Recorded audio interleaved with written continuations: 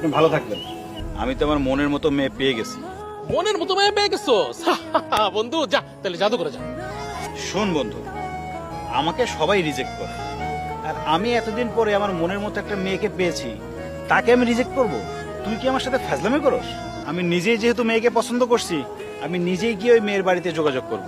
আমার ছেলেও কিন্তু কোনো অংশে কম না, সে কিন্তু ভীষণ সুদর্শন। আর তাছাড়া বিকে গ্রুপ অফ ইন্ডাস্ট্রির একজন কর্ণধার, হাজার কোটি টাকার মালিক সে। আপনার মেয়েকে আমার পুত্রবধূ করে নিতে চাই, আপনি কি রাজি? আমরা গরিব মানুষ, এত বড় গরিবের এত বড় পরিবারের সম্বন্ধ হবে সেটাই তো আমি কল্পনা করতে পারি না। তাছাড়া আমার মেয়ে কি আপনার এত পরিবারে গিয়ে টিকতে পারবে? না পারলে শিখতে হবে। গ্রাম আর ঢাকা শহর তো এক না। গ্রামে যেভাবে থাকে শহরে তো ওইভাবে থাকতে পারবে না। পার্টিতে যেতে হবে, বন্ধু বান্ধব মেনটেন করতে হবে।